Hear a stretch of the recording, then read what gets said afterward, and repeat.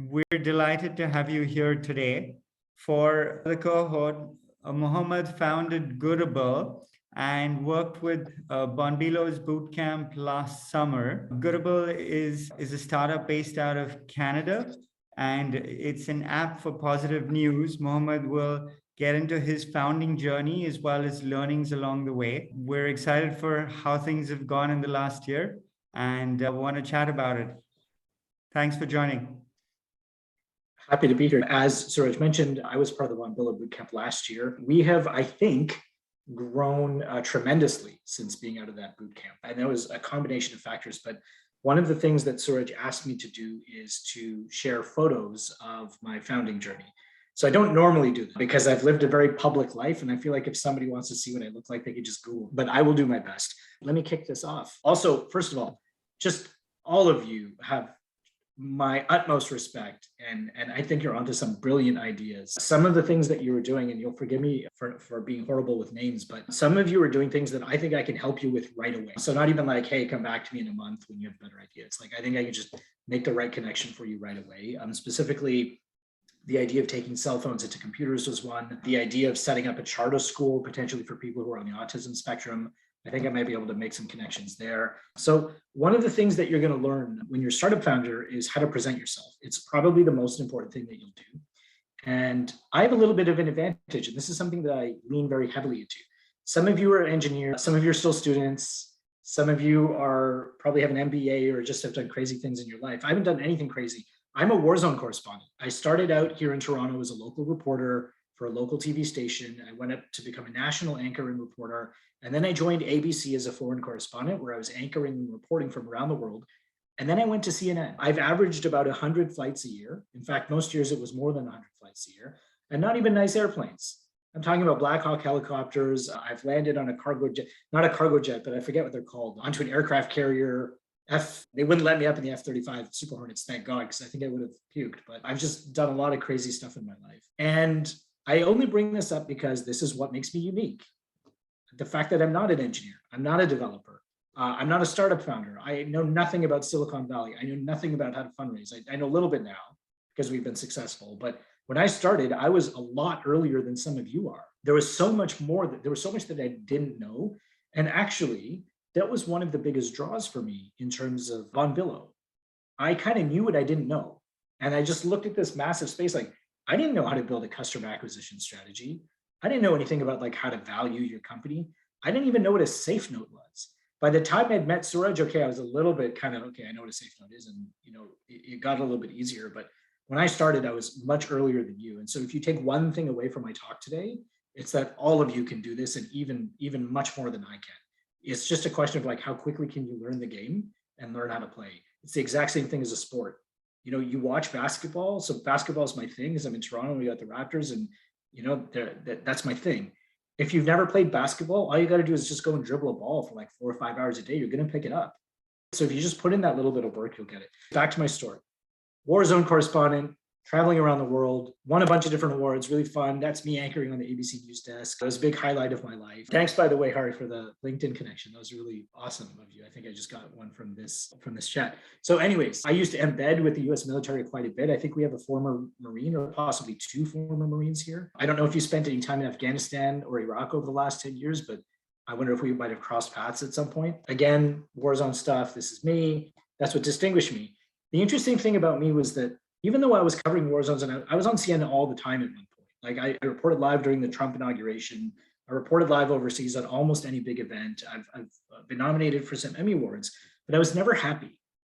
And the reason I was never happy was because I was very good at what I did, like most of you are, but I wasn't helping the world. I felt like I wasn't making the world better. When I started out as a journalist, I thought I could. I thought I could use the power of journalism to help people. And I think that's what journalism should be doing.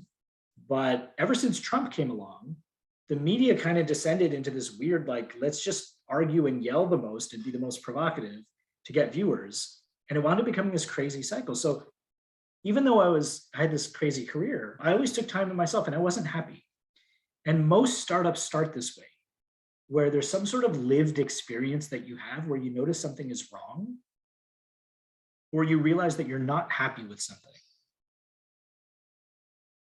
And so that's what it was for me. I wasn't happy, and I was looking for something to do where I could spend the rest of my life solving the world's problems instead of just reporting on them. And this was the problem that kept coming into my mind. The news sucks. And for those of you that think this is too blunt, this is actually a slide in my pitch deck.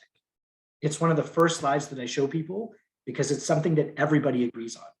Whether you watch Fox, whether you watch CNN, whether you don't watch news at all, everybody agrees that the news sucks. And you actually don't need data for that. But what I really wanted to know is why. Like, why? What is it about the news that it has to be miserable all the time? And I didn't have an answer. And I started diving into our metrics, and I noticed patterns in our user behavior showing that users were hungry and desperate for good news, but nobody was giving it to them.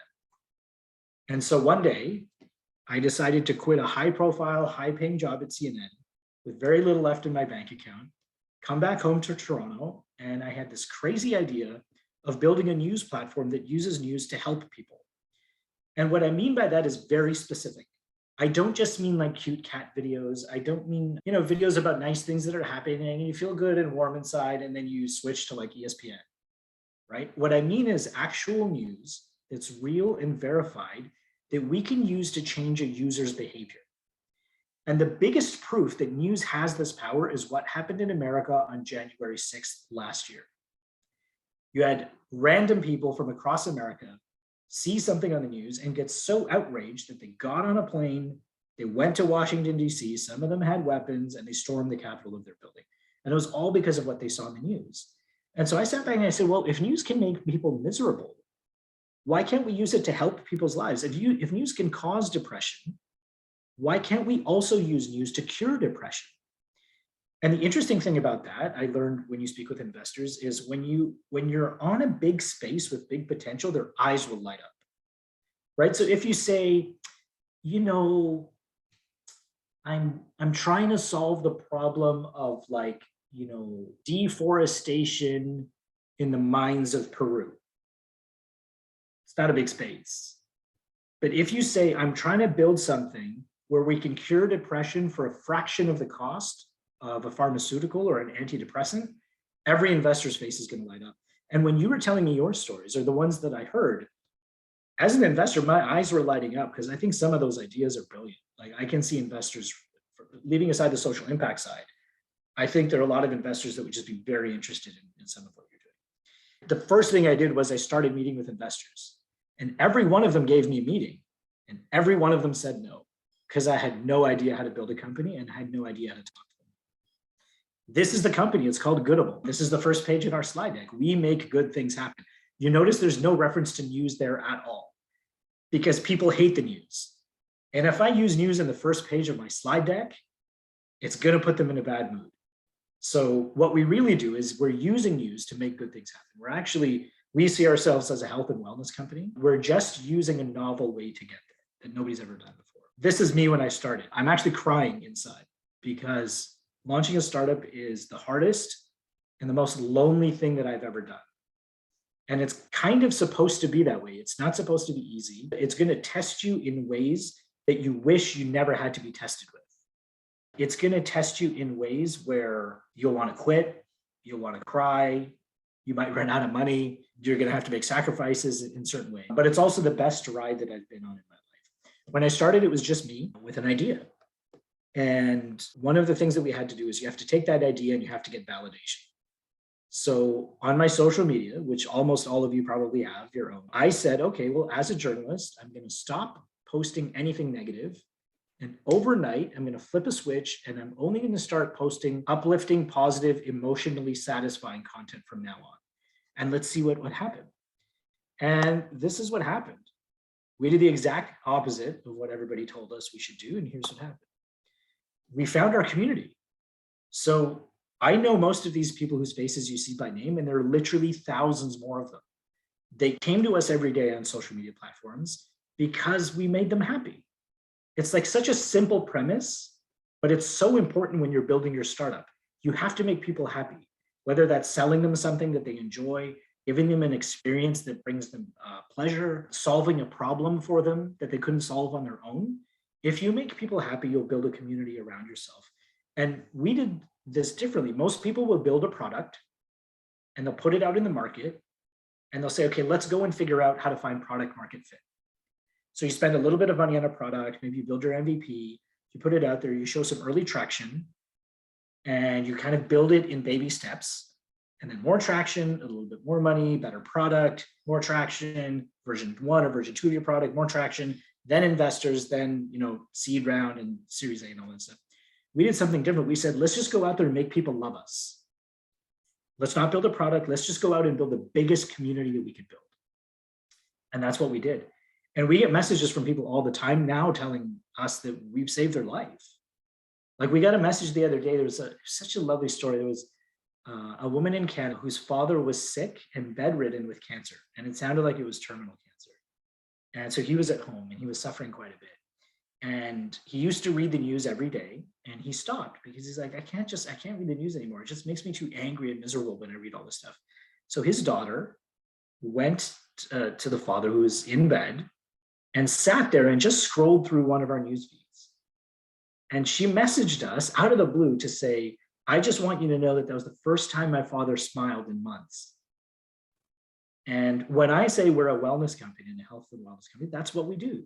We make people smile. We improve their health. And this is the community that we built before we launched any product. And so with the community, here's what happened next. We exploded. We exploded during COVID. Just before COVID, actually, we started exploding. We've now generated 300 million plus impressions. We have 130,000 followers. All of our growth is 100% organic, which investors love. Like, that's the biggest metric that they pay attention to. We've also generated, we added up yesterday, we hit a milestone. We have now delivered more than 100 million video views in the last 2 years, which is crazy because the first chunk of that was me just sitting in my kitchen, in my pajamas at my kitchen table, trying to figure out how to build a company and saying, okay, I'll build a company later. Let me just make people happy first. And so that's what we did. We now have revenue partnerships both with Twitter and Google. Google joined our round. They gave us money, just, it doesn't happen all the time. They gave us money and they gave us partnership support so that we could start creating our content on YouTube. So normally you have to go on YouTube and like you monetize through your videos. It takes a very long time. YouTube just said, Google just said, please take our money and just do stuff on YouTube because we want good news on YouTube. And Twitter, we just started the partnership in December. Our baseline now, we think, it's still early because it's only been the first month, but we think our baseline for revenue on Twitter will be something like 5,000 to 7,000 a month. And that's really amazing because that's just the baseline. Like, that's from month one of the partnership. That number is only going to continue to grow. And this is all because we just built our community first.